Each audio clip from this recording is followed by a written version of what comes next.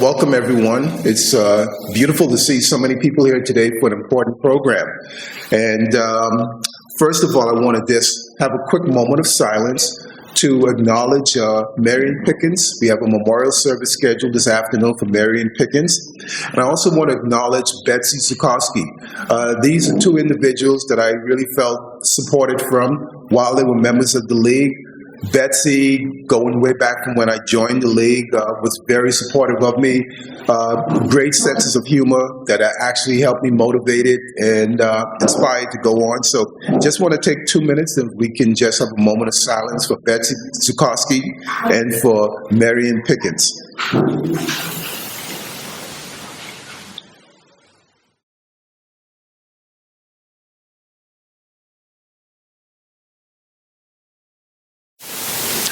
Thank you. Now I want to move on to a land acknowledgement. We respectfully acknowledge that the League of Women Voters of Greater Tucson is on the land and territories of indigenous peoples.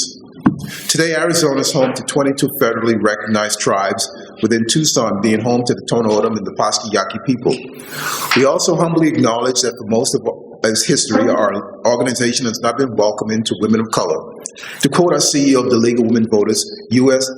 Virginia Casey Solomon, even during the Civil Rights Movement, the League was not as present as we should have been while activists risked life and limb to register black voters in the South.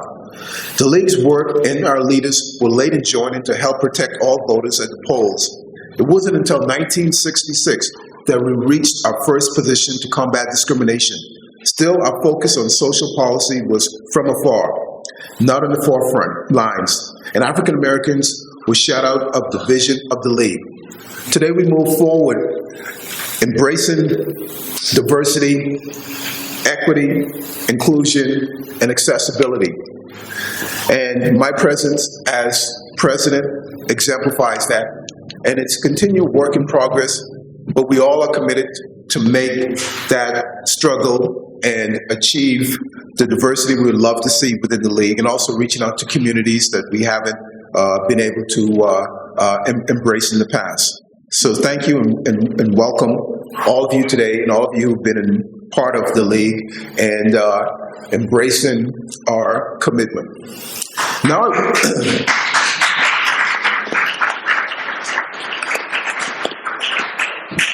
and this is my last program serving as president.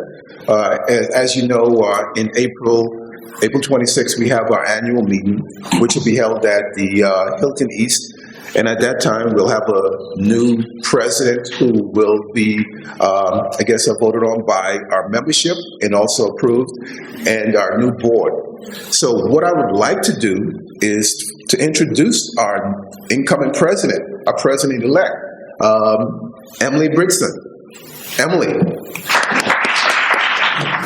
Good morning. I'm Emily Brixton. I'm so happy to be here. And first of all, I want to thank Victor for his constant guidance over the last 10 months and his leadership and how he's moved the League forward with DEI. He's really changed, I think, the way that we look at our work for the better every single day. And I'm just very appreciative of him. So thank you so much.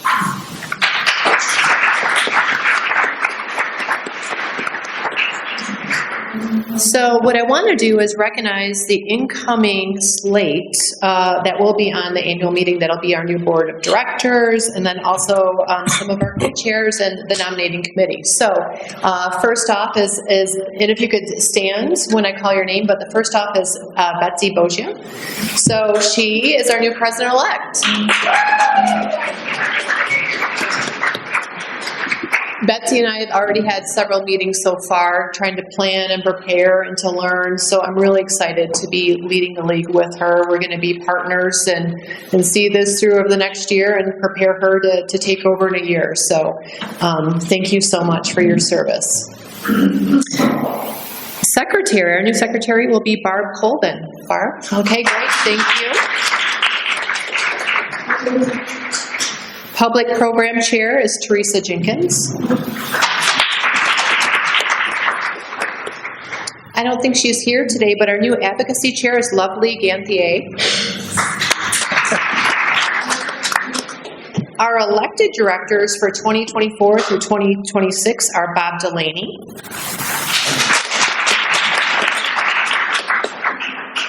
Isabel George Illos, I don't think she's here today, Linda Longlet.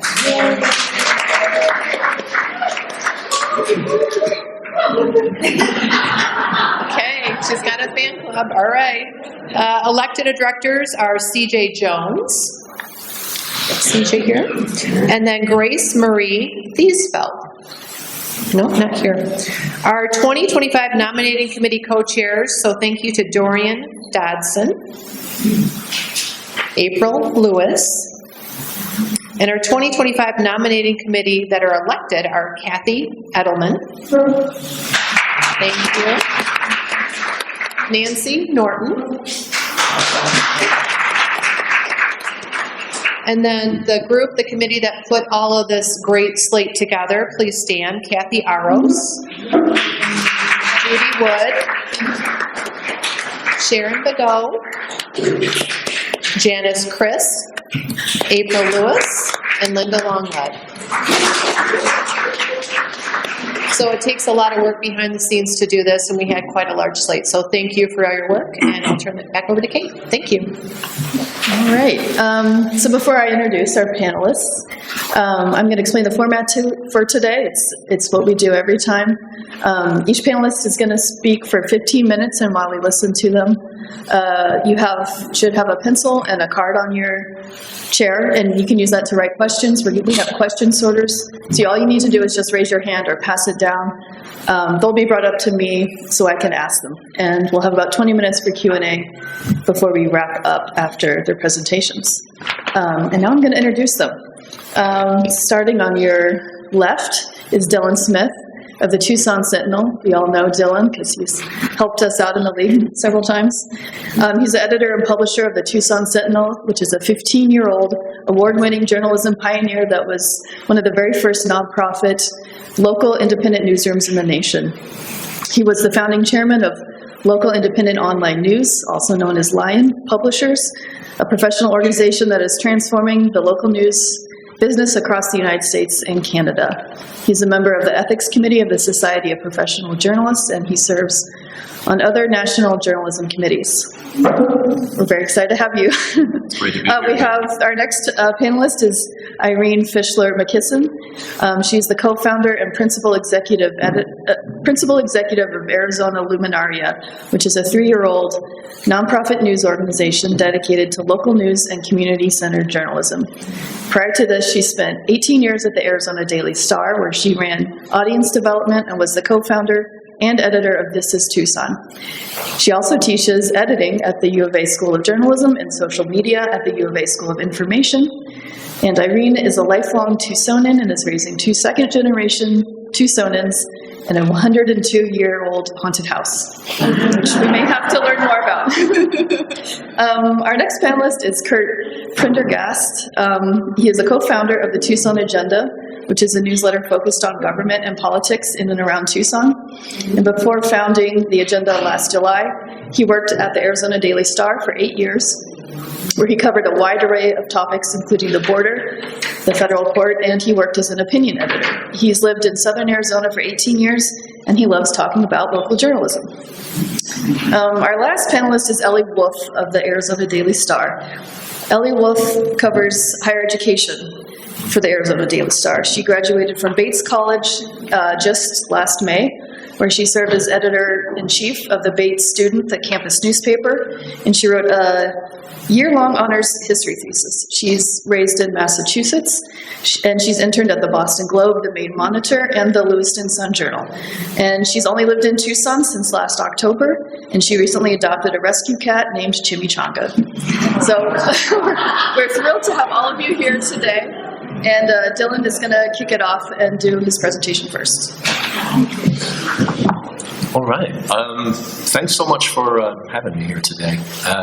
In a moment, I'll get around to talking about how the Tucson Sentinel is an authentically local, mission-driven nonprofit newsroom, one that's a national leader in rebuilding the local news business.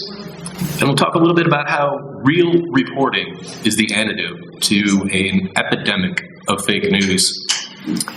I might just mention a time or two why it's important for you to join in supporting the Sentinel as a member of our Watchdog Club.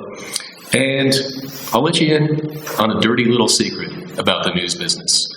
But first, it's timely that we're here today talking about journalism this morning because we're right at the end of Sunshine Week, which is a national effort to celebrate the rights of citizens to open access to public records and meetings and remind elected officials and government bureaucrats of their responsibility to conduct themselves in a transparent manner. Sunshine Week is coordinated by the Bruckner Center at the University of Florida, but there's a local connection there. It's now led by David Collier, the former director of the UA School of Journalism. Here in Tucson, we've got some problems about transparency, as everybody sitting up here can attest, and maybe some of you are aware. Arizona has laws on the books that are national models, some of the best in the nation, but they're not always followed in practice. The U of A is one of the worst offenders. They've refused for more than 18 months to provide information about the murder of a professor on campus that should have been made public the very next day. They're not the only ones. Just this week, our Pima County attorney is refusing to release the document of her diversion agreement with the state bar after a misconduct investigation. This month, the sheriff's department delayed for weeks giving us a police report about an incident involving a political candidate. And they all think they can get away with this. And they sometimes do, too often do, because there are fewer and fewer reporters asking them questions to hold them accountable. And suing them gets really expensive really fast. So I could take hours to detail what's behind the long process of the decline in journalism, one that's becoming ever more rapid, although it took a couple of decades to reach the tipping point that we're at. We could blame the internet, where blatantly plagiarized stories often gain broader reach than original reporting, or clickbait crowds out facts. And giants like Facebook and Google are sucking up all of the money. Certainly not the least of the challenges facing journalism is that there are enormous corporate chains that are far more interested in pulling profits out of hard-pressed newspapers in the short term than paying reporters and editors to do great work and investing in those newsrooms for the long haul. Many of those chains are owned by private equity and hedge funds, laden by hundreds of millions in debt, run from headquarters thousands of miles away, and being run dry for those investors as quickly as possible. It's what the financial industry calls burning the furniture. And that means so many newsrooms are shrinking in all formats, but especially at newspapers. That means there are reporters and editors being laid off right and left. That's been going on, as you can see, for many years, but it's getting worse and worse. More than 1,000 journalists have been laid off just so far this year. What's the common denominator? Those huge out-of-town corporations. Most of our press is owned by giant legacy chains, whether it's newspapers or TV or radio. The Tucson Sentinel is local, through and through, very deliberately. We were founded here to cover Tucson in the way it deserves. Our newsroom is made up of people who live in and love this place and who want their home to be the very best community it can be. So the problem is not just about reporting jobs, although that's kind of near and dear to our hearts, right? But it's really about what the lack of journalism means to a community, what it means to you and your family and your neighbors and everybody in this town and similar places all across the country. Media, especially traditional media, is floundering, and when that happens, if there aren't real alternatives, that means people are less informed about local challenges. So much bandwidth gets taken up by the nationalization of our polarized discourse. Everything's about Biden and Trump and what's going on in the halls of Congress, and not what's going on in the halls of government in downtown Tucson. In places where there is less local reporting, voter participation goes down. People don't know what's going on. They don't care. They don't go vote. You know what's more? If there isn't local reporting, taxes go up. Maybe the government wastes some money if they aren't paying attention, but we know there's a direct correlation between places that are becoming news deserts, where there isn't enough journalism, and higher bond rates. Agencies like Moody's give lower ratings to communities that lack enough journalism. And so when those governments go to sell bonds to pay for projects, they have to pay higher interest rates. That means your taxes go up. So the solution, to be very simple, is more real local news. Of course, that's a difficult challenge, but that's what it takes. Here in Tucson, we are fortunate that there are alternatives that provide authentically local reporting, like what we built at the Sentinel. We need newsrooms working for owners who are invested in the success of their communities, not driven by the need to pull profits and send them out of town, no matter what the civic cost. Supporting real local news with actual dollars can save a community money. So I founded the Sentinel 15 years ago in the wake of one of those massive chains, Gannett, pulling the plug on the Tucson Citizen. The Sentinel was one of the very first nonprofit local news organizations in the United States, and we've helped build this growing segment of the journalism industry from the ground up, in large part because of the support we've gotten from people in this community. Hundreds and hundreds of members of our Watchdog Club who've donated, because they understand how important truly local reporting is for all of us. Since 2009, we've grown our newsroom to include staffers such as Jim Ninsel, formerly of The Weekly and AZPN, senior reporter Paul Ingram, our Report for America Corps members like Bianca Morales, our columnist Blake Morlock, experienced editors like my co-publisher Maria Coxon-Smith and Jean Moreland, and others. They're winning awards for their reporting, and the Sentinel has garnered national, even international, respect for our work. Not only are we helping to tell the story of what's going on in southern Arizona to the rest of the world with reporters who know the territory, we have put Tucson on the map as a place that is supporting innovation in local news.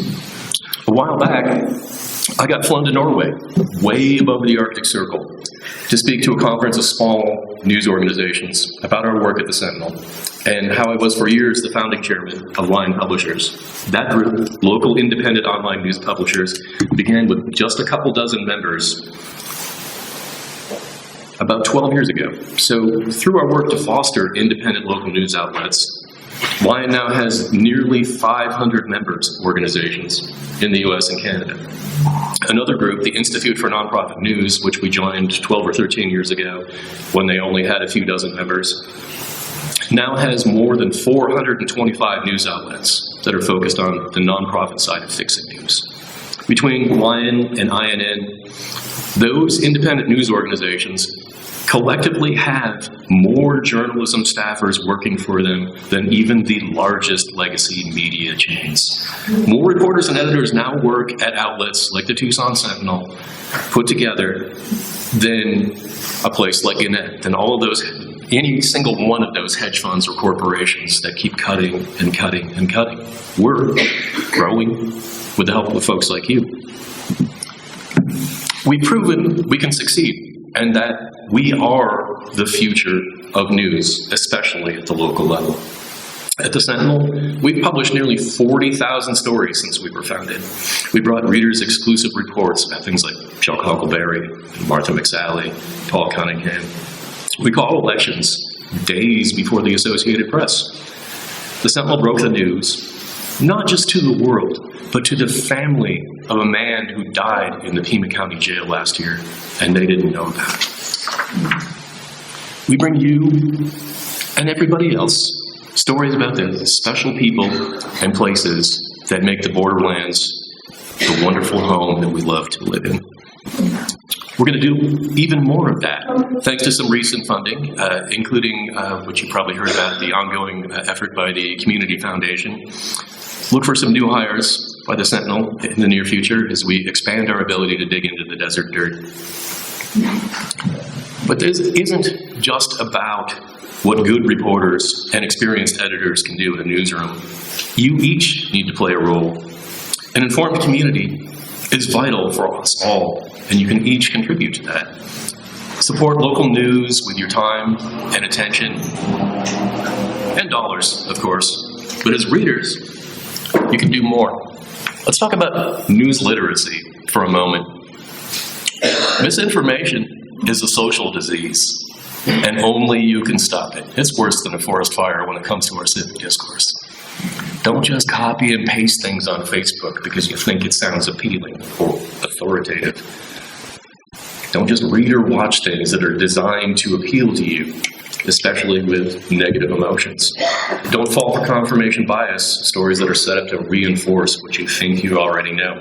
If your news makes you happy, check it out.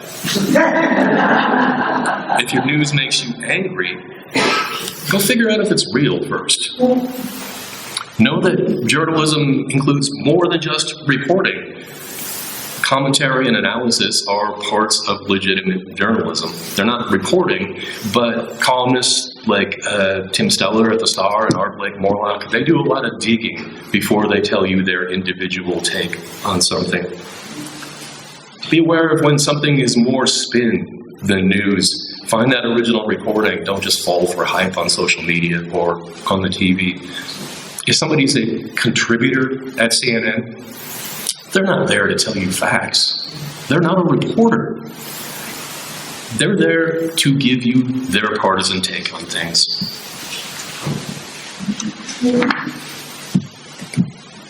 So, even more importantly than that, know your source. Pay attention to who is producing the news that you're getting. Some questions you should ask. Does the outlet actually have real local reporters? Is it what we call pink slime or something generated by AI, which is coming along? Do they have clear bylines so you know who reported your news? Is it a national outlet that parachuted in to tell a border story or something weird about what's going on in Tucson? Or is it from somebody here who actually understands the context? Are opinion pieces clearly labeled? Or is advocacy disguised as straight news? Is there a statement of journalism principles and ethics policy? Does somebody explain how to contact a newsroom in case there needs to be a correction? Can you tell where the money comes from? Who pays for it? Who benefits? So here's that dirty little secret about the news business I promised you. Out of its total revenues, how much do you think daily newspapers spend on the newsroom? Most of their revenues? Half? Daily newspapers have historically taken a 20 to 30% profit margin right off the top. That's the first thing they want. Most of the rest goes to distributing and printing and trucks and gas, presses and ink. Just 10% gets spent on everything that gets done in the newsroom. At the Sentinel, we'd rather spend our funds on doing the news, committing journalism, is what reporters call it, because we're a locally owned and operated news organization, and we're a nonprofit. We have a mission. At the Sentinel, we flip things around, and we put most of our revenues into doing the news. And we have tech overhead and things like that. It's not all just going to pay a reporter standing in the back of a room with a notebook, but we completely flip that script. And folks like you can help us do more of it. As part of our nonprofit mission at the Sentinel, we've pledged to make our work widely and freely available. We're not putting up a paywall. We want everyone in Southern Arizona to be able to read us without charge. When you donate, whether it's a check for $50 or $500 or $5,000 or a recurring monthly gift of $25, you're supporting not just your opportunity to read our work, but making sure that people in your neighborhood and on the other side of town, or someone who's curious about Tucson who lives on the other side of the country, can come check it out and learn things about us. We're not just a nonprofit, we're resolutely nonpartisan. We're not here to tell you what to think. We're here to give you things to think about. And we admit we have a bias to the truth and to Southern Arizona. We shine a light on this town because we love it. and I'm getting the stop sign here, but I've got one more quick little bit. If you want to help us out, go to TucsonSentinel.com/watchdog, and you can pitch in, be a member of our Watchdog Club, and help make sure that Tucson remains a place that does not go unexamined. Thank you.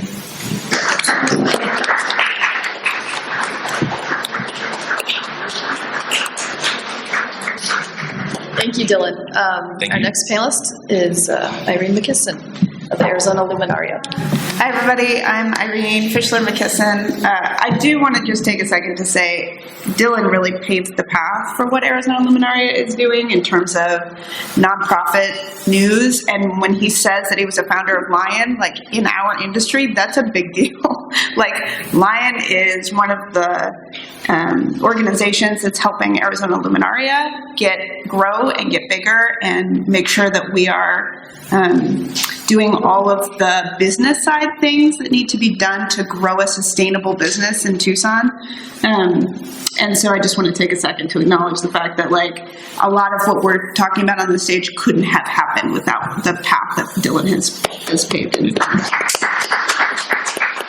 Independent news is really important, and It is. we need more of it. Yeah, I guess that's the thing, right? Like you can see up here that you have options, and that is not necessarily true across the country. Southern Arizona is a special place in that we have a lot of people who are invested in this, and they are working to make sure that you all can get the information that you need to make change in your communities, whatever that looks like.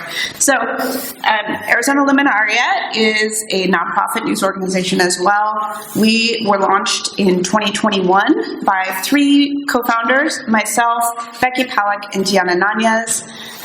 Between us, we have 50 years of experience in the news business. I am really excited that I cut down some of what's happening in local news because Dylan just gave you like a really great primer. But I do want to like underline the fact that a lot of what he said are the same reasons that we are here doing this work.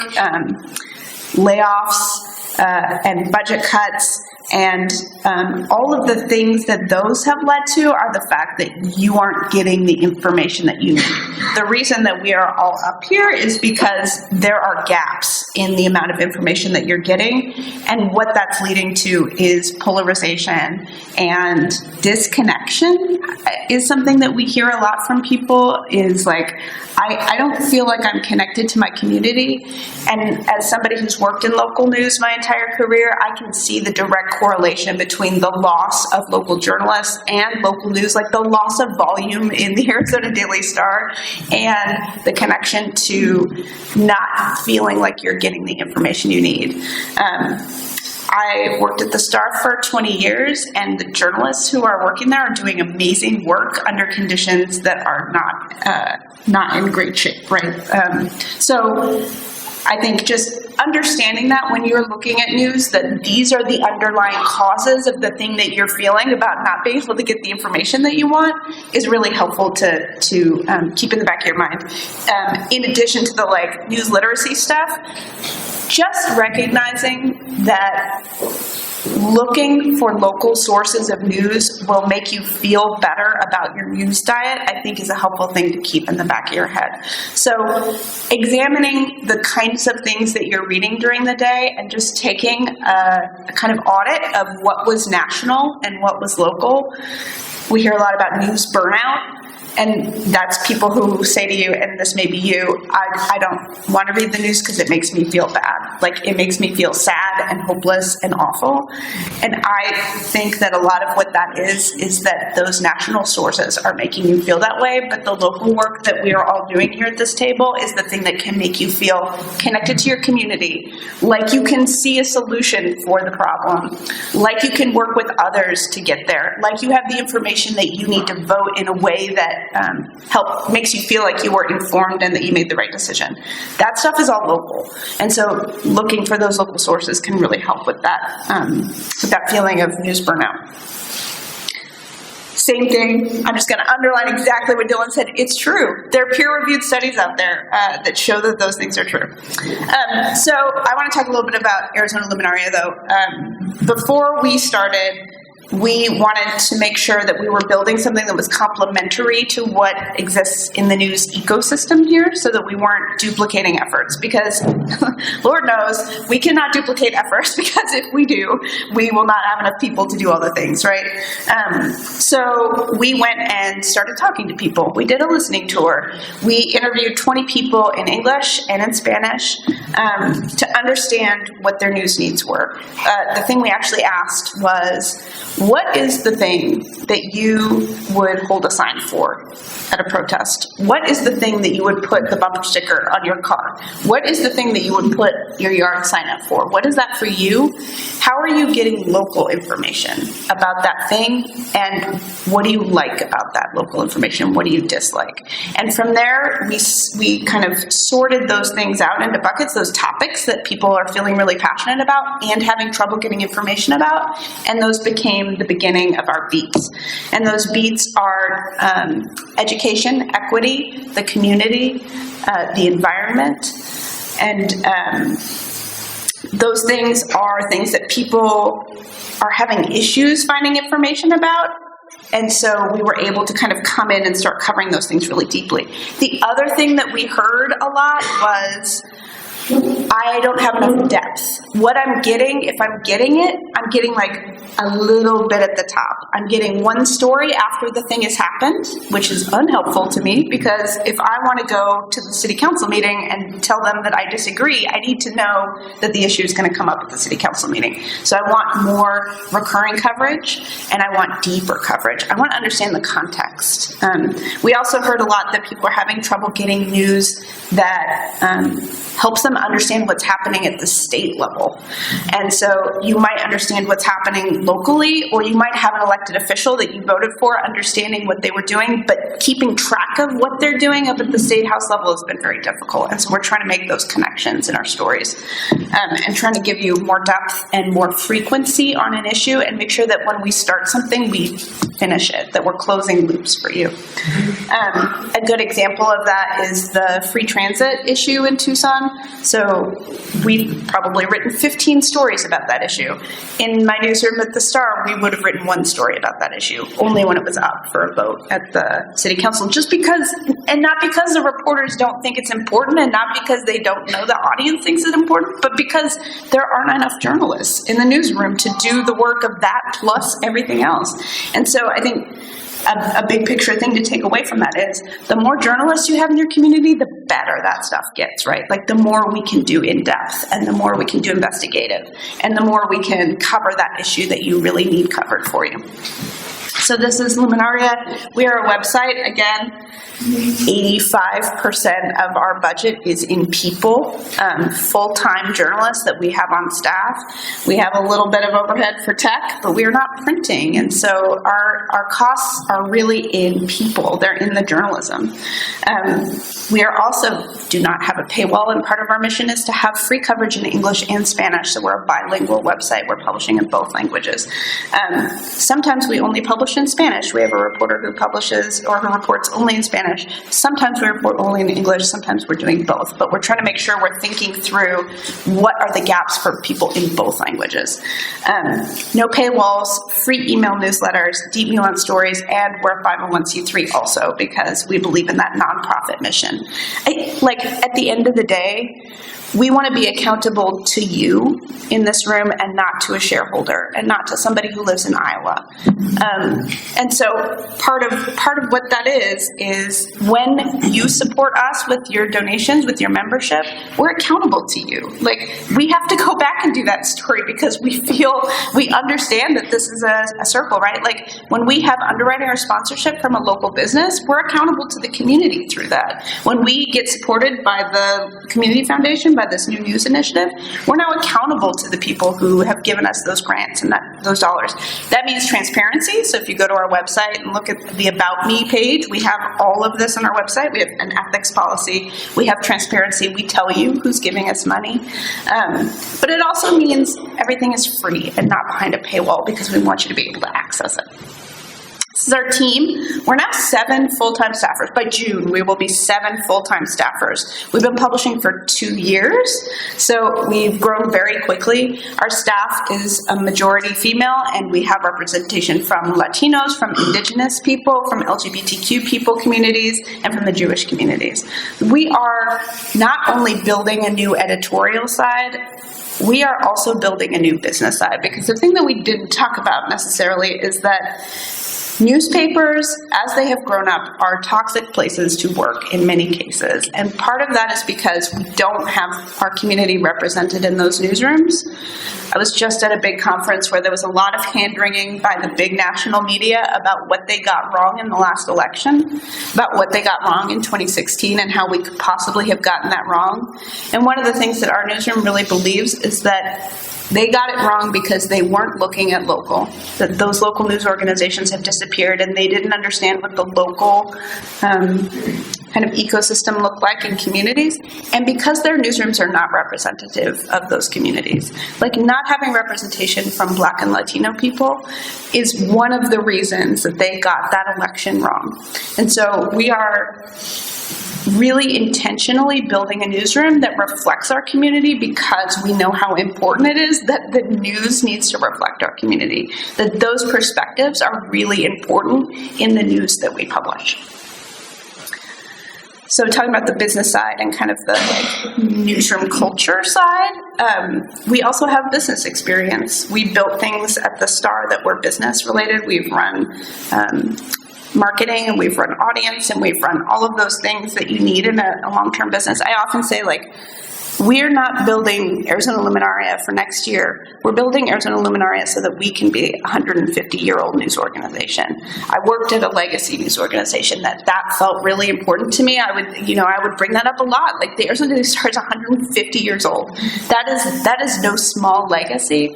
And so, we're 2 years old, but we're thinking about what sustainability looks like. How do we make sure that we are here in 150 years, and that this isn't just a blog, right? Like, this isn't just a thing where you read one story and it's gone. Like, we're here for the long haul, and we're hiring people in the community. This is what it looks like. We are, like I said, we're covering community issues, equity issues, environmental issues, education issues, and voting issues. And what that looks like is that we are taking that input that we got at the beginning about depth and about frequency and about making sure that we are centering community voices and bringing that to everyday coverage. An example of that centering voices is our coverage we've done recently about asylum and the issues with funding for Casa Alitas and other organizations in Southern Arizona, and that disappears on March 31st if the government does nothing. I think that's a really good example of that national-local thing I was talking about, right? If you read those national stories, there's a lot of fear, as we talked about, which should be a red flag. Like fear-based headlines, fear-based reporting, people parachuting in and doing stories about the border that they have no understanding about. And so I think part of our mission is to make sure that we're telling the stories of people who are here, and to tell the stories of, and to center those voices. And so if you look, we are doing a series on asylum and what that looks like, and we've done it from the perspective of people in Tucson, people crossing in Nogales, and people crossing in Lukeville. We have some more coming, but those start with people's voices, and we try to start with people's voices so that we can center that kind of experience. We're making impact. One of the things we haven't really talked about, I think, is when you work for one of those big legacy organizations, the thing that they need from you is page views, because page views are the thing that pay for advertising. And advertising is the thing that is keeping them afloat as they try to move to a subscription-based business, thus the paywalls, right? We don't have a paywall. And so our metric for people is impact. Like, did this story get somebody to change something? Did our investigation into the jail get people to start talking about it? Like, impact of the investigation into the jail is the fact that we are all now covering the jail. Like, that's a huge impact that it wasn't happening before. Another impact is just like the city council talking about the jail, which has been a community issue or a county issue. So impact for us is the most important part, not page views. And so that's why you don't see the kind of like fear-based headlines and things, is because we don't need to do that. We care about maybe one person in some cases. Like if that one person can make the change, that is more important to us than 500,000 people reading the story. You can also help us by becoming a member. I'm not going to give you the hard pitch, but Dylan did a really great job at it, I will say. So you can get our email newsletter. If you scan this thing right now with your phone, it'll take you there. But you can also just Google Arizona Luminaria, and we will come up, and you can go explore and take a test drive and see if you like what you see. And if you do, there's a little support box up in the top corner of our website. I also just want to say thank you all so much for being here and for having this conversation with us, because that's a huge piece of this puzzle. Is not just that we are up here doing the work, but that there are people who can see what's happening in local journalism and care deeply about the community, and they want to help make a difference. And like, as I said, if we are out there doing it in a vacuum, it doesn't mean anything. Like, this has to be done in concert with the community, and we have to support each other and hold each other accountable. Thank you.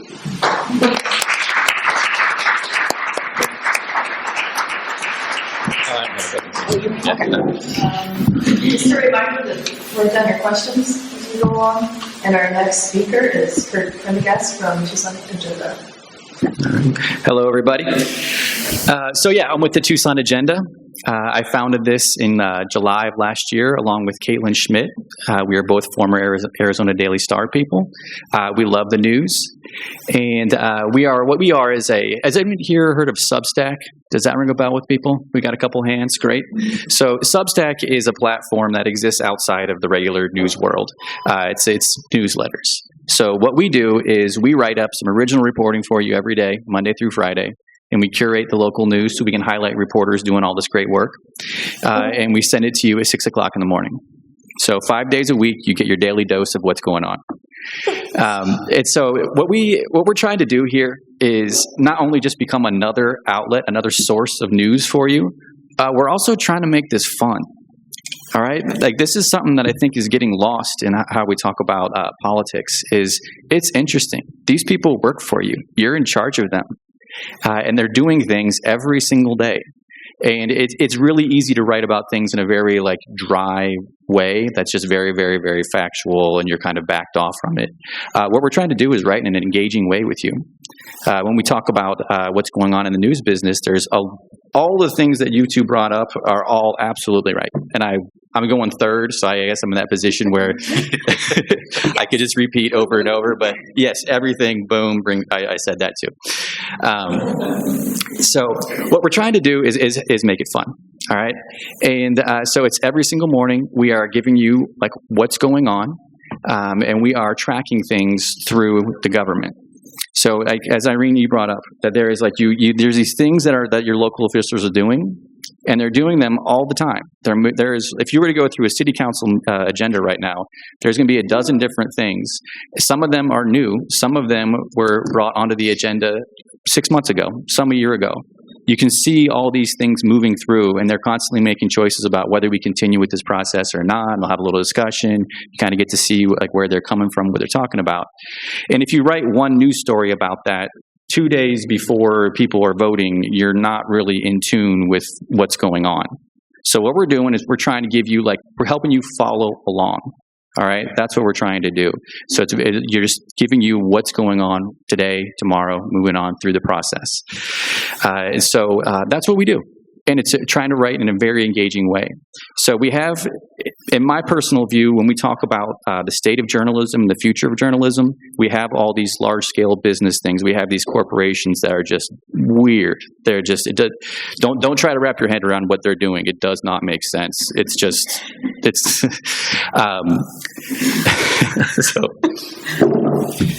but I think that we have a more fundamental problem in journalism. And that is, as a news consumer, when I am going through the news, I read a lot of news every day. My experience is I feel like I'm wading through trash to read something that was not written for me. And it's very, very frustrating. And so we're trying to clear that out. There's no pop-up stuff coming up on our newsletter. It is just clean. It's just words. There's nothing in there that we don't want you like specifically to read. Right? It is designed for you. We're trying to make it like as clean and crisp as possible.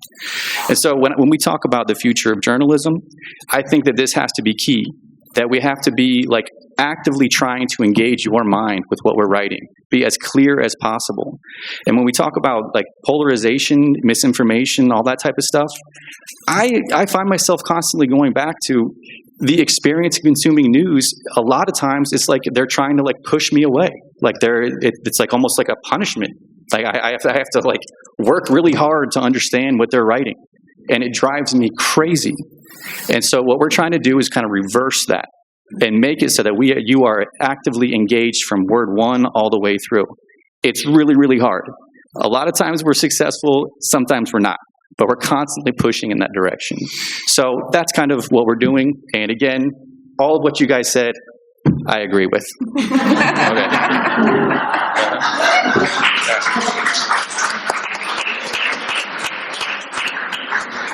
Thank you, Curt. And our last speaker is Ellie Wolfe. I'm Ellie Wolfe. I cover higher education for the Arizona Daily Star. A little bit about me and kind of why I love local journalism. I am new to Arizona. I moved here in October. I'd never been to Arizona before. It was a leap of faith. Okay. I'm from New England. I moved there when I was 6. I have lived in New England all my life. I'm from Massachusetts, from Western Mass by Vermont.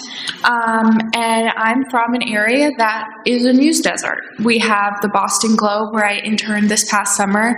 And our local newspaper really, I mean, we're talking about cuts. The Daily Hampshire Gazette has seen major cuts.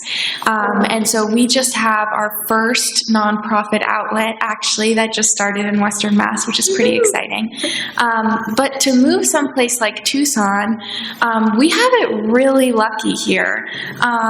You know, all of these outlets, and we have Arizona Public Media, AZPM, and I just feel really lucky, and I just want to say that I think for me, the future of journalism and the future of the news is a lot of these outlets kind of working together and building community. I think that's the best we can do. I mean, you know, working at the Star, I know that 50 years ago, right, it was the Arizona Daily Star. That's the only thing that covers Tucson. And I just don't think that that is what our news landscape looks like anymore. And I think that that's honestly for the better, that we have all of these different outlets that work together. And you are the consumer who can, and I wouldn't say, you know, choose between the outlets. I think all of these outlets work really beautifully in concert with each other. I mean, granted, I probably read more news than most people as a journalist, but you know, every day I start off, I check my email, and then I check Tucson.com where I work. I check Arizona Luminaria. I check the Sentinel. I check AZPM. I get Tucson Agenda in my inbox. We're really, really lucky, and I know that what we're talking about right now, a lot of it is a bummer, the state of local news and news in general, but living in Tucson, I mean, we have way more options and coverage, and Luminaria is doing, you know, so much work with the Spanish community, for example, and it's just really amazing. So, you know, really try to be grateful. This is really great.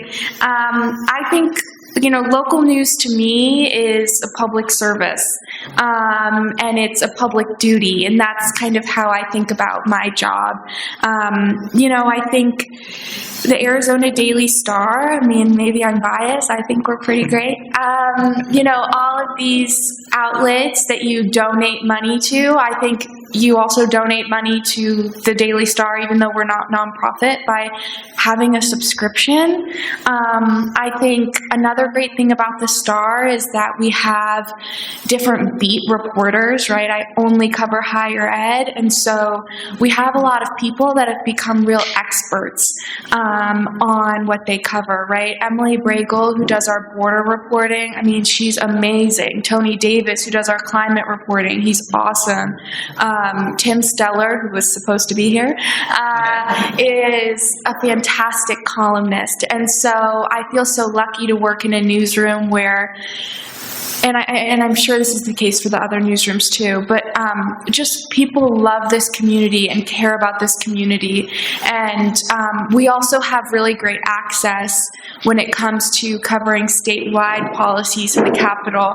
And we have our reporter, Howie Fisher, who works for Capitol Media News Service.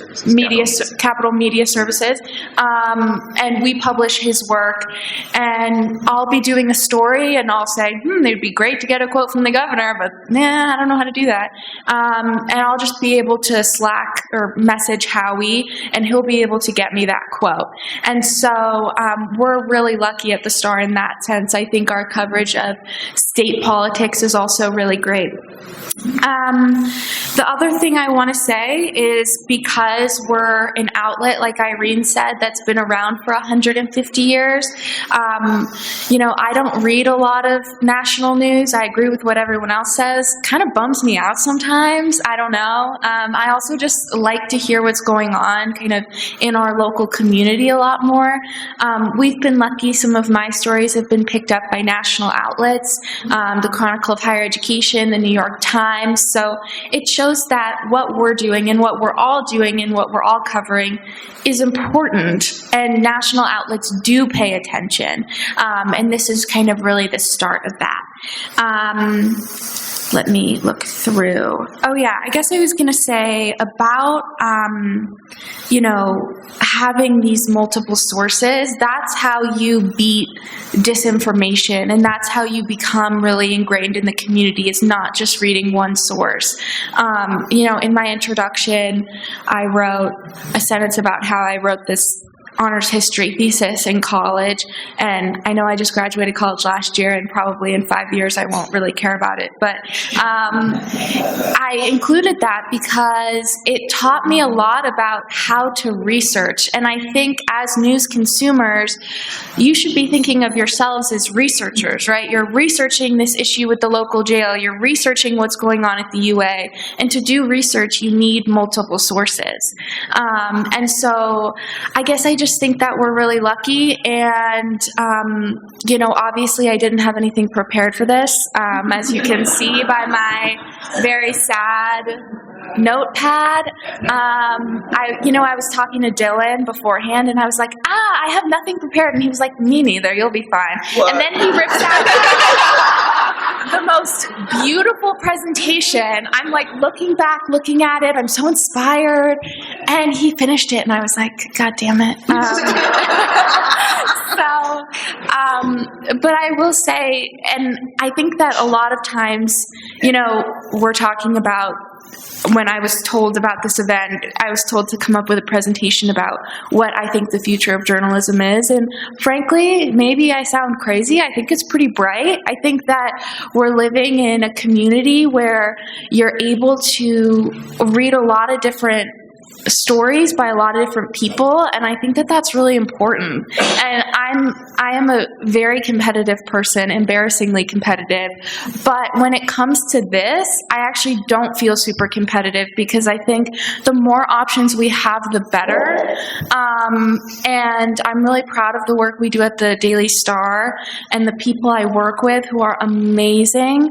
But I read all of these other outlets every day, because I think that's what it means to be, we talk a lot about, people who just watch Fox News, right? And all they do is watch Fox News.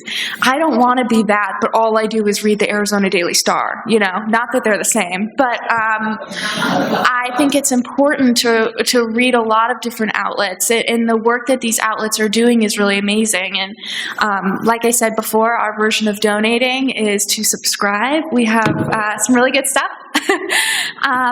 But yeah, I guess that's my presentation. I don't want this to be, you know, what's the future of news, and it's just really sad. I think that we're actually in a really good, lucky time, and I was just at the Tucson Festival of Books, and I got to moderate a panel with Marty Barron, the former editor-in-chief of the Washington Post, and he just wrote this great book about his time at the Post and covering Trump and working with Jeff Bezos and all that stuff.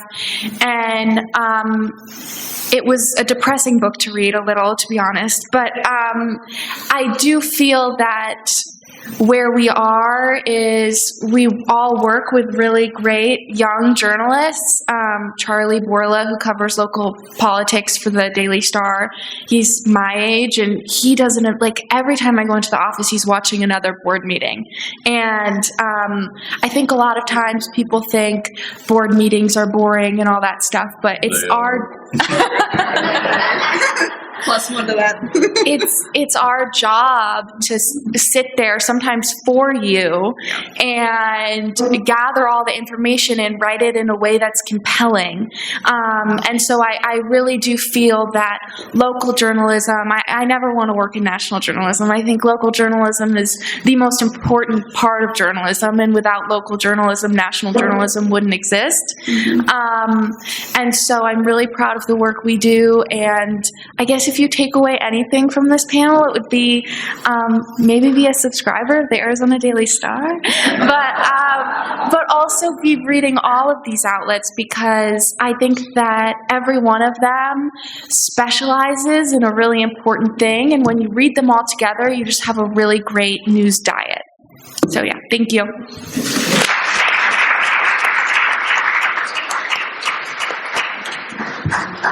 All right, so I know normally people go over their time, but we actually are on time, so this is almost never happens. And we have a ton of questions, so this is great. We will have about 30 minutes to go through some of these, and we'll get to all of them. I want to start with a question of my own. I'm an employee of the University of Arizona, and me and all of my coworkers have been glued to the news about the university's the financial crisis, and we talk about your stories every day, and it means so much to us that you all are doing such diligent, amazing work on this topic. And I kind of wondered, from your perspective, what has this experience been like for you? How is it changing anything for your business or your readership or anything like that? Or any other large, really big stories? I want to speak to that specifically, because when I came up here, I was like, Ellie, we love your work on the University of Arizona, because, you know, as Ellie said, like, having multiple sources is really helpful. And so sometimes we're repeating, and sometimes we're trying to make sure we're in separate lanes, and like, we're trying to make sure that we are deeply covering this issue, because the University of Arizona is the largest employer in Southern Arizona, so this isn't just a U of A issue, right? Like, this is a Tucson issue, and it touches so many people. Like, my family, I work at the U of A as an adjunct. My family has people who work at the U of A. Like, we are all deeply connected. And the thing that's been interesting, actually, is the readership. So we're covering this issue because we can see from our readership numbers that people are reading about this issue, just like, and I'm sure it's this thing where they're reading every source that they can find on it, because the U of A is not being very transparent, right? Like, it's because you're not able to get the information that you need us to go demand it from them, and to sue them if necessary, to go ask over and over and over again for comment to make sure that we're backing up the sources. When somebody says this, we have to go get it from 2 other people. We need a document that says that. Like, when Ellie talks about research, it's not a small thing what we do here. We often say it's free to read and expensive to produce, because when you see a story, like you read a story by Ellie in the morning, she's looked at documents, she's talked to 12 people, and you might not see all of that in the story that you get at the end, but it's because she's done a great job, right? Like, you don't need to see all of her work behind the scenes, but a lot of what we're doing behind the scenes is a lot. But I guess just on the UVA, like, we're covering it because you need us to cover it, and we're getting that kind of feedback loop from our audience that they're really, really deeply finding this coverage important. I would say for me, I cover higher ed, so my entire job is covering the UA and Pima Community College, which I haven't done a lot of Pima Community College because I moved here in October. I started the first week of October, and the first week of November, the UA revealed it was in a massive deficit. So it's been an interesting 6 months. But what I would say for me is, I'm covering the UA pretty aggressively. And I think that one of the things that's important about having lots of different outlets is, my whole beat is the UA, the biggest employer in Tucson. So this week I filed 6 stories about the UA. One's coming out Sunday and one's on Monday, and the rest are out. And 5 of them have to do with the financial crisis. So I'm covering, there's a new committee, and this is what one committee in the Faculty Senate said, and this is what an email from Robin said. And then an outlet like AZ Luminaria, for example, right, putting together, I saw that you guys did, here are 9 things you should know about the UA, or here's what happened at this big meeting, but maybe not going into here's what happened at each committee. And so I think it allows you as readers to say, if you're an employee at the UA, you're an alum, or you're just especially interested, you can go to, for example, my coverage and AZ Luminaria. And I know the Sentinel and Tucson Agenda do it. I'm just picking on Irene, I promise. But you can go to and read more specifics, or you can read kind of bigger picture stuff as well, which we do as well, but that's just an example. And, we've seen readership spike in our UA stories because it is such an important part of Tucson. And, to hear from readers, right, both with tips on stories that I should be working on, and also just saying, thank you, keep up the good work. That's nice too. But, I agree, and I think Tucson Agenda talked about it too a little bit in one of your most recent newsletters, but the university's pretty opaque. I just wrote a story this week, I think, about how we've requested information from them about the $27 million worth of open jobs in the academic units that were permanently eliminated, and the provost told me to my face, you're not getting that data. So we need to have readers read that stuff, and if you want to find out what that is, like, donate, subscribe, and also don't be afraid to then make the change from our articles of getting in contact with the UA and saying, why isn't this data public? So I think our jobs are just to kind of provide that information and look as in-depth as we can, and it's the readers' jobs to kind of take away and what they want to from it. Good. Yeah, so, the readership part of it is important, right? Whenever we write about the U of A, we see a spike in our subscribers. They love it. And so very interested in it. It's very important. So we're going to write about it. I also want to just touch on, the story itself is fascinating, because what happened is a lot of powerful people screwed up. All right? Yeah. And so they screwed up. They are not being transparent about what went down. It was weeks and weeks of just them trying to figure out what it actually, so they totally screwed up. And here's why it's a good story journalistically, but a bad story for the world is they screwed up. And I don't know how much a price they're going to pay. There's going to be a lot of people at the U of A who are going to have their salaries frozen. They're going to be, positions eliminated, all that type of stuff. So it's kind of a quintessential story about a really powerful, a really powerful local group. The people in charge screwed up. They disseminated, they blah, blah, blah, did their thing, and the people who were going to pay the price had no role in creating the situation.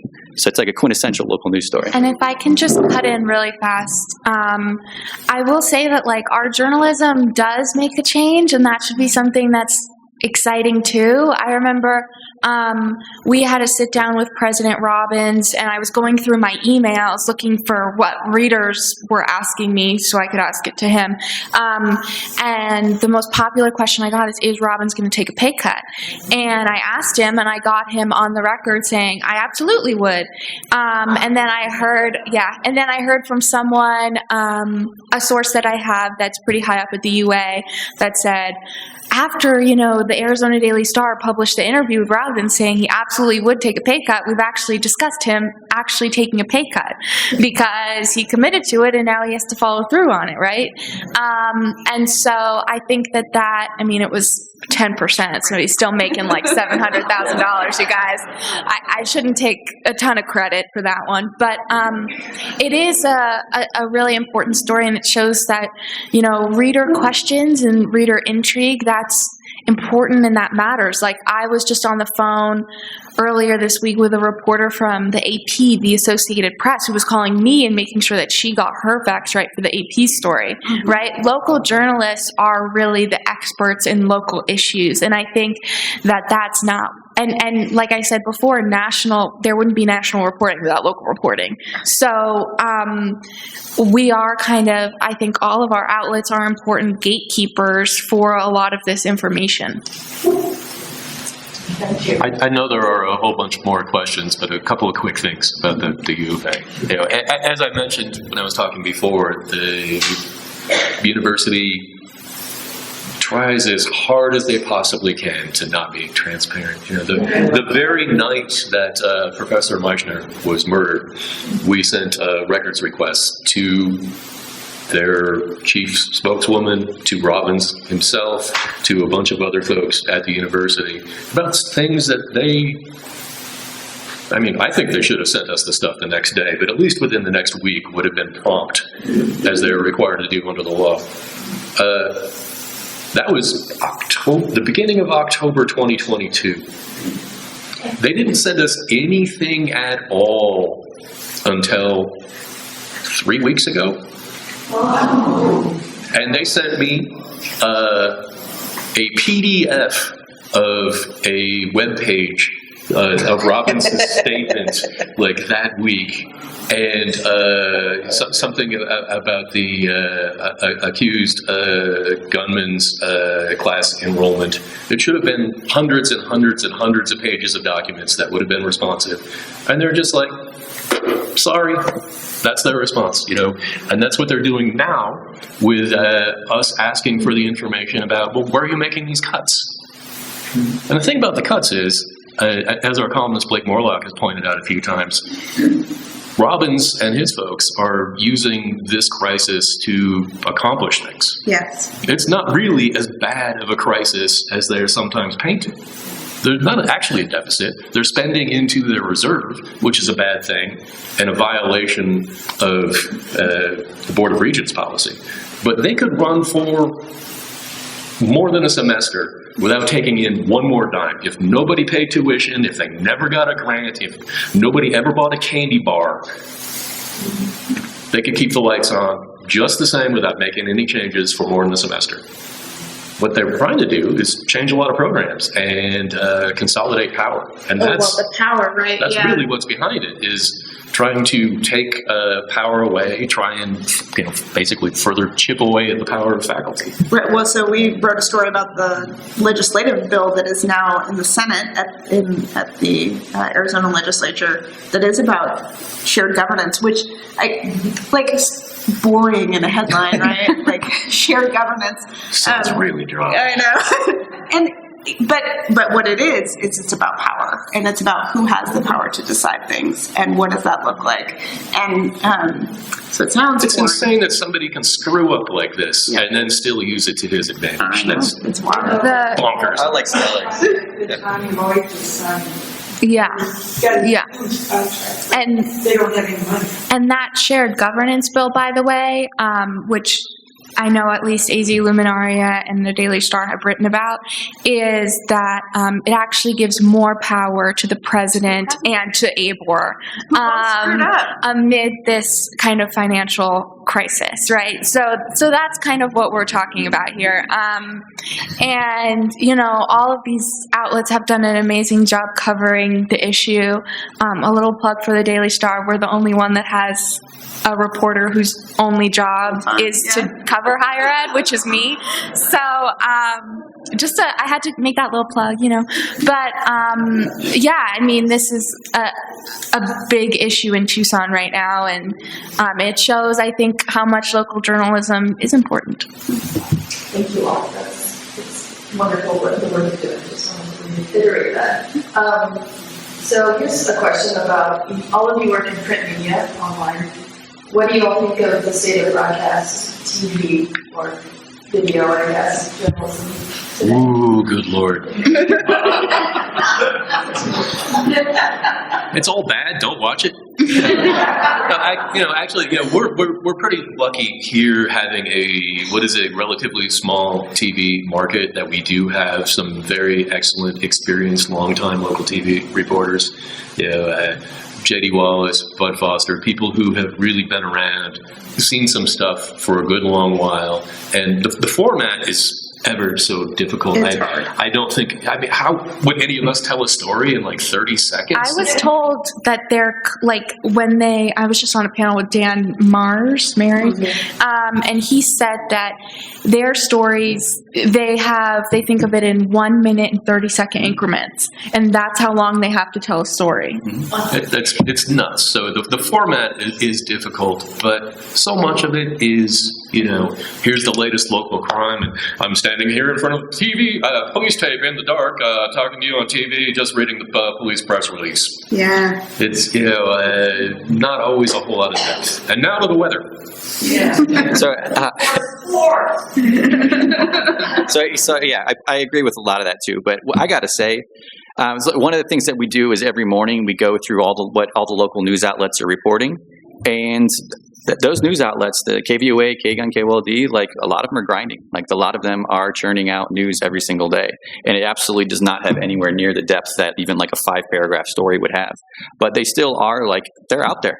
Like those are eyes out there watching what's going on in the community. And like in my experience when I was like in purely just like print, like the Star, it was always this of just kind of like, ugh, But my respect for them has grown. Like they're hard workers. They're out there.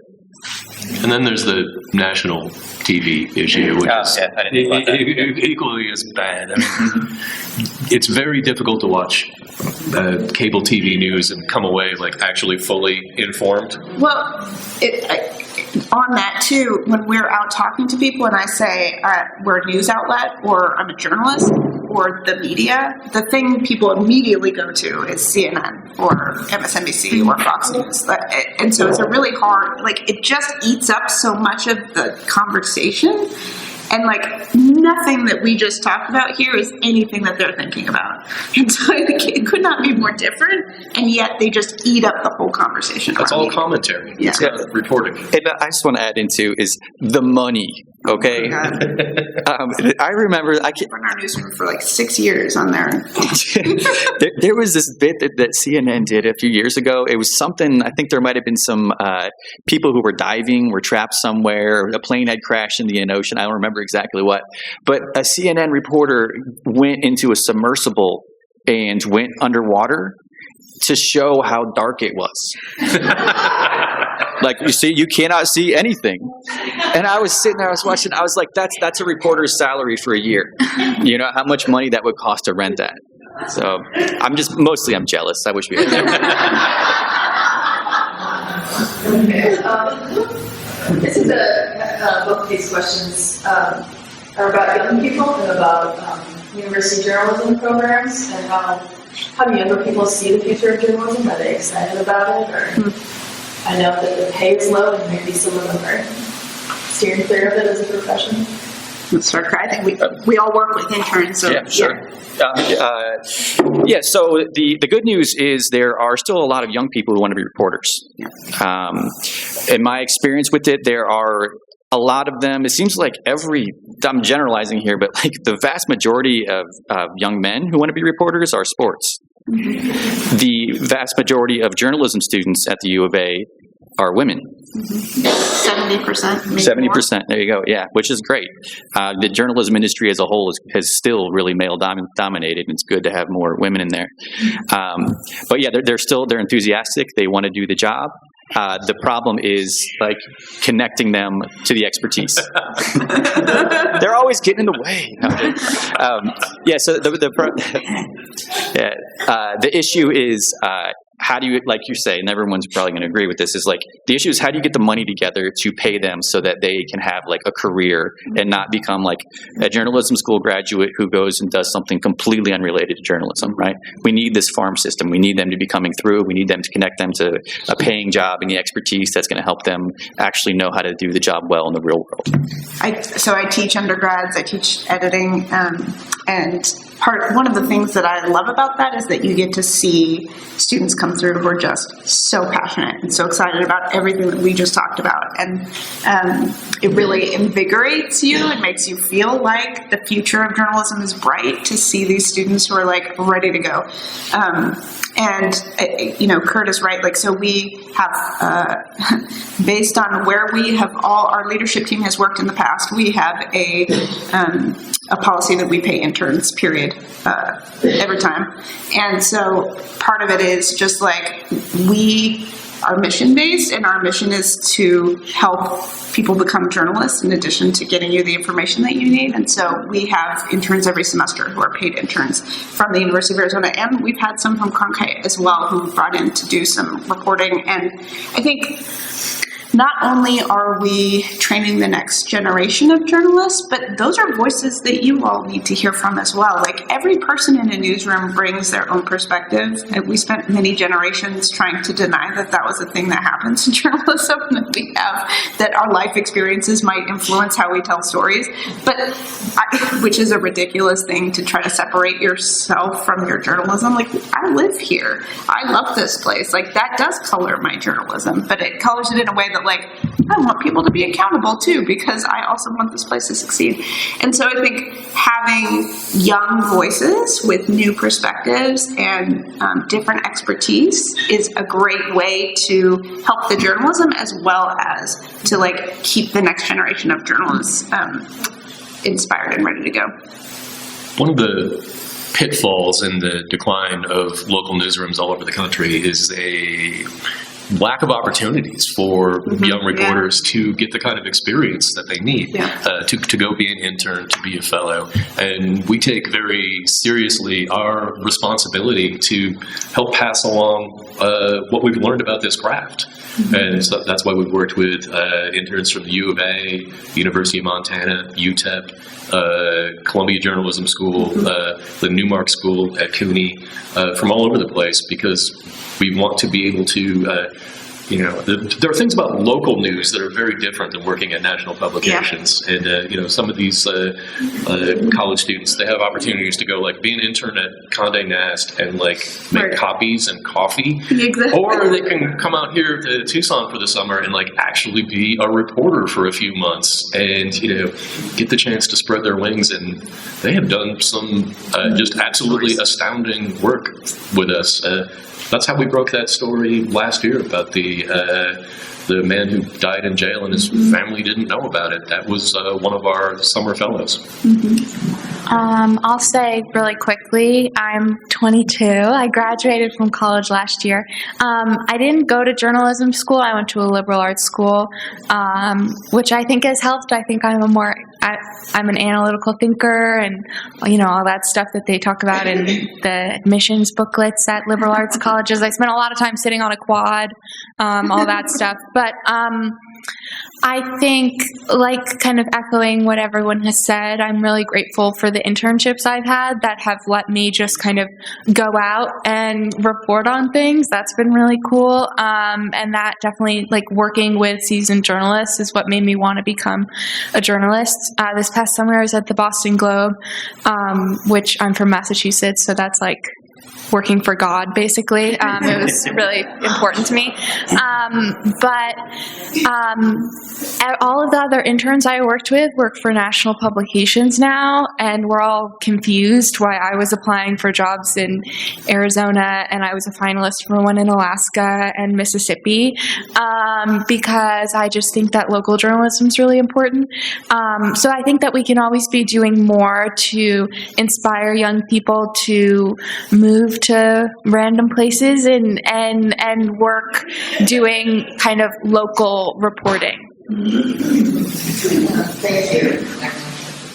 This next question is about, there's a lot of people in our community who don't read the news or they're not tuned in, whether it's they don't have internet at home or thinking about how to teach percentage of young people who only get news through TikTok and Well, that's not news. no one bash TikTok and there's some good stuff on there, but how do you all try to reach people, bring in people who don't normally read the news? Our largest audience segment is actually 18 to 24, which is unusual in the news business, which I know from having worked in audience in other places. I think listening and talking to people and writing the stories that they care about is a huge piece of that. Like, just because you are under the age of 35 does not mean that you don't like news. It means that the news is not being made for you, and that you're not finding the thing that you need. And that might be platform. That might be like, I get it, I'm getting it on TikTok. But that for us means we need to put good information there so you can bump into it on that platform. So we spend a lot of time working about Instagram as our platform. And that's the connection there to that younger age group, is that we do a lot of work on Instagram. I will also say, so I love this stuff, like this is what my background is in, but one of the things about that Instagram platform is because we don't care about people clicking on our website, I can put the full story on Instagram for the person who is going to bump into it there. And so I put as much as I can on that platform for them. So if somebody finds it in their feed, they're looking at Instagram and they see a cooking video and a comedian and a whatever, and they bump into an Arizona Luminaria story, they walk away from that experience with the full story. And they don't have to go to the website, because the impact is that they got the story and understood what was happening, and not that they clicked on anything and came back. And so I think it's really hard for a legacy media organization to do that, because they do at the end of the day need them to hit a paywall, or they do at the end of the day need them to see an ad. But that is not what I need as a nonprofit, and so I'm able to serve people a little better. And I think reaching young people, that is one of the reasons Legacy News has done a terrible job at it, is because they're not paying subscriptions. They're hitting paywalls and walking away. And so we've done a bad job serving, I guess is what I'm saying, at the high level. Like, we need to understand what their needs are and then serve them where they are. On that, one of the things we do, personally, I'm into accountability journalism. I like that moment when you call up a politician and there's just a long silence after you ask them their first question because they don't know what to say quite yet. But we also like to reflect this place that we live in a positive way and talk about the amazing creative people who live here, the music, art, and theater, things that are going on. And that's, a way to, well, first off, that's deserving of coverage in and of itself. And, people who are doing interesting things in this community, should be recognized. But it's also a way to hook people in, right? That they, read a story that's about a good thing, and then maybe end up reading some of that accountability stuff as well. We haven't talked about solutions journalism yet, but I know this is something all of us have tried. It is a new way of thinking about the way we do accountability journalism that centers the people working on the solution instead of centering the problem. So in journalism, we for many, many, many, many years have just said, what is the bad thing that's happening? And we put that at the heart of the story.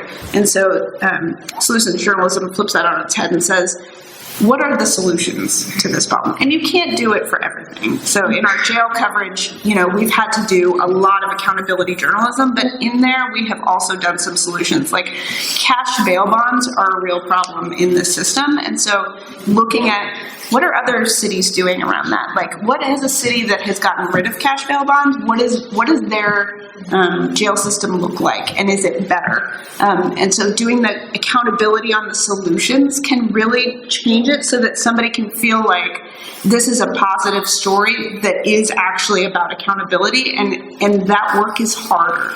It takes more time and it takes more rigor, and so it's more expensive, like at the heart of it, and that's the reason why you don't see as much of it. It's the reason why you see shallow stories. Like the news teams, like the broadcast news teams, are out there grinding and they're at many, many events, but the reason why we have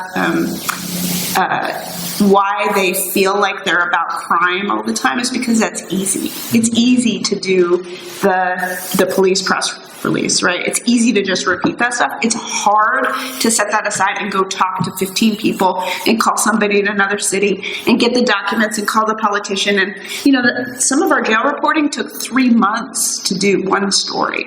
And it had to go through a lawyer to make sure that we weren't going to get sued. So, I guess to bring it all back to the cost of this, it is not inexpensive work. And we should pay our journalists fairly, and the community should support us as we do this work because we're doing it for you. The thing about solutions journalism, it doesn't necessarily mean that the problem is fixed, or even that the solution is working. But it's, pointing out that there are people, there are organizations who are doing things and who are active when we're writing about evictions for so long. There was a tremendous effort in this community by elected officials, by certain constables, by nonprofit groups to try and forestall what could have been a much, much worse crisis in the middle of the pandemic. Absolutely. And just quickly with the solutions journalism too is my colleague Caitlin Schmidt writes about solutions journalism all the time, and our readers are training us on this. Is when she writes one of these stories, we see that the email went out and then it was shared. They were forwarding it to people. People like you all want to read this stuff, So it's a way that the interaction between the news organization and the reader really is training us. And going back to the TikTok thing, we dabbled. We tried, maybe we'll keep trying, but we're weird. We don't fit on that platform really well. But one thing I appreciate about TikTok is that it's so direct and immediate. And I think that there's lessons for us to learn there as well. That a lot of young people they did not grow up at the same time as all of us, where we're used to opening up a newspaper and being like, all right, I'm going to sit here, I'm going to read this story, I'm going to look around, see if there's anything else, and it's going to take some time. Right? This is immediate. It's fast. So it's getting to the point as quickly as possible, delivering the information in as how do I say this, attractive of a package as possible. I think that there are lessons there for us. Yeah. So we're going to do voters. There's a big election coming up. Is there? We just have a few minutes. I wanted to know. Election? Yeah. What? Damn. Check that out. Do you have big plans for your election coverage, or whatever else is going to happen this fall? Well, I mean, to define big plans, right? It's always a big deal for us. Our focus as a local news organization is much more on what's going on here rather than the presidential race. There is an election going on. Yeah. It's Tuesday, right? Yes, Tuesday. Yes. But we know how that one's going to turn out. I mean, putting a lot of effort into the presidential preference election, not a primary under Arizona, blah, blah, blah, blah, blah, is,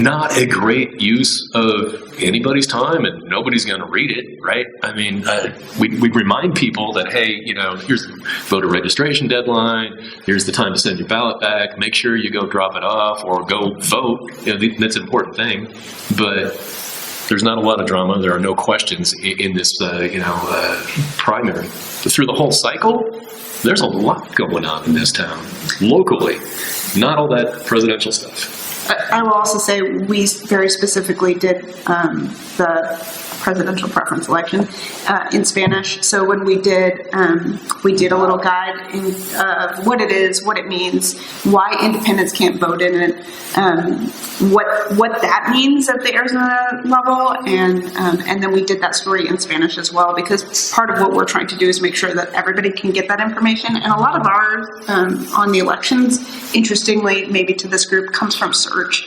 So people are Googling at the last minute, Arizona primary election 2024. And so we are trying to make sure that we have those kind of basics up, as Dylan said, so that people can understand what's happening and how they do it. But also, yeah, the local stuff means more. And we don't have the staff to be able to do, we are 4 full-time reporters. And so we're not going to send everybody to every election that's happening. And we definitely can't cover the national level election. But you're going to get that from elsewhere. Like, what you need from us is the local stuff.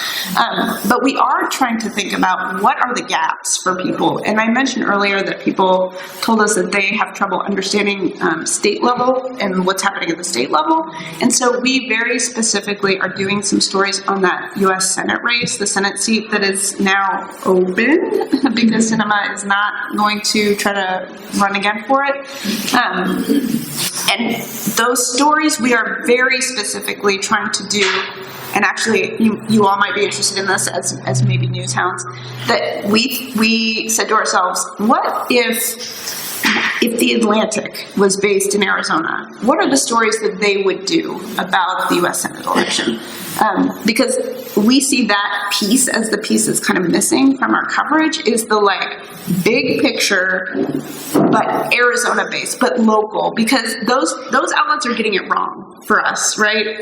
I think when we see Carrie Lake get talked about every single day on CNN or MSNBC or Fox or whatever it is, that kind of drumbeat of narrative is not what we in Arizona recognize as Arizona politics, right? And so I think that piece is missing, is the kind of insider but big picture. And so we specifically looked at that and decided to cover just that piece. So we're trying to get narrow because we don't have the resources to be able to cover everything in a horse race coverage. And we've heard from people that horse race coverage is not actually what they want. They don't want the every day, everything. What they are missing is the kind of big picture. What is this senator going to do for me if my issue is X? What are they going to vote on that issue? And what can I do to influence what they do, and how can I interact with them? But speaking of horse race, I think you all are doing a little bit more of the daily stuff. So I'd be interested to hear how you're thinking about elections. Yeah.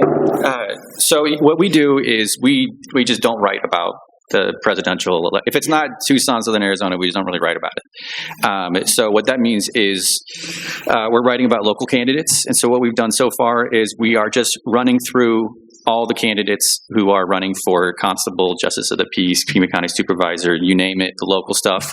We're going to do the legislative candidates soon, and I think that will almost wrap up all the candidates locally.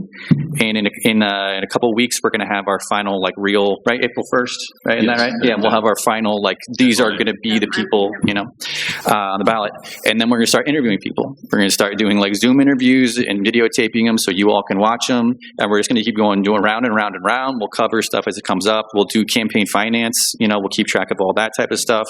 We'll move you through all the way to the primary, and then it'll be a different, kind of stage in the election process.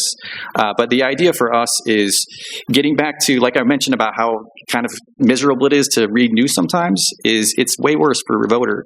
There are going to be dozens and dozens of races and candidates you're supposed to keep track of, and it's ludicrous to think that you all are going to be sitting at your table and you're going to be searching up every single person here, right? So you guys do the great voter guides too, right? Yeah. And so that's where we're at, is we're moving methodically through the entire process so that when it comes time, when you guys get your ballot in the mail, you're going to have this thing right here that's going to be really well organized, and you're going to be I care about that, I don't care about that, boom, boom, boom, and you'll just be able to do it in 5 minutes. The voter guides too were based on the fact that people told us that they look at voting as a job, that they feel like it's their job to be a voter. And so if your job is to be a voter, what do you need to do that job well? And so when we we designed our voter guides, we did them with that in mind. Like, what would you ask this person if your job is voting? What do you need to know?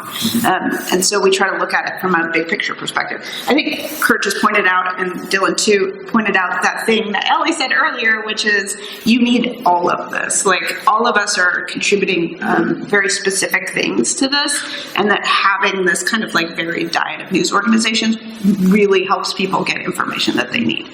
I'll say really quick, I'm a higher ed reporter, so I'm not super like deep in the know about what we're doing for politics, but I will say our executive editor at the Star used to work for our newspaper owner's corporate team, and because he's friends with all of those people, he secured funding for us to hire an additional state politics elections reporter. So we are conducting interviews for that right now, from my understanding. And so we'll soon have a reporter that's whole job is to just report on the upcoming elections for Senate, congressional, local. I don't really think presidential. I think we're kind of in the same boat as you guys. No offense to that. There's a lot of information. I'm in denial about that a little bit myself. Yeah, so I know that that's what we're doing, at least at the Star. Awesome. Well, we're about out of time, so I want to wrap up and give you all a big round of applause.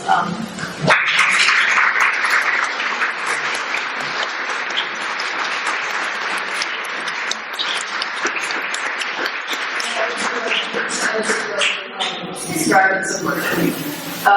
And before we go, I'll have some thank yous. I just want to do real quick. Thank you to Victor at his last program of the year.